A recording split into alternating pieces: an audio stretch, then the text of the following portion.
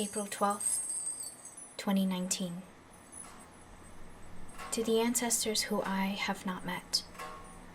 Since August of 2018, I embarked on a journey to imagine what will happen to my life if I dressed myself in the everyday clothing that you once wore. Have been high, In America today, the fear of being erased, of being seen as just Asian American, beckoned me to want more for myself.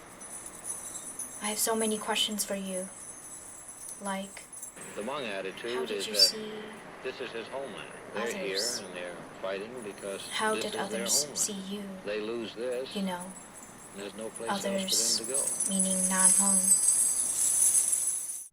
Kuwa Yang's Where Hmong is an intersectional investigation of Hmong textiles that began as a durational performance and series of self-portraits.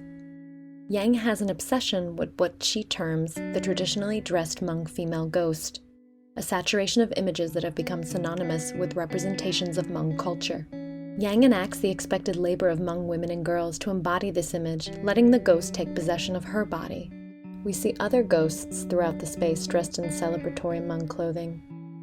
These special garments were gifted to Yang by women in her family, purchased at Hmong markets where the makers are unknown, or salvaged from the costume sections of local Goodwill stores.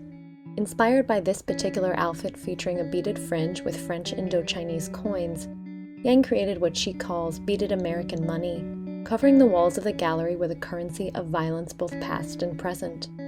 Yang also incorporates found images confronting the ways in which Hmong culture is amassed and appropriated by Western culture and institutions. How other bodies, often white bodies, treat sacred or celebratory objects as something that can be absorbed into their everyday. In Yang's own words, quote, "We have a history of global trade that is built on the practices of taking textile traditions from ethnic minorities and indigenous people, and then celebrating them in the dominant everyday.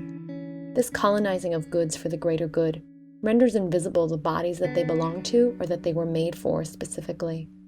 I want to return the gaze of these collections and photographs by generating a new language that shows our complex personhood and transforms Hmong narratives of damage and loss."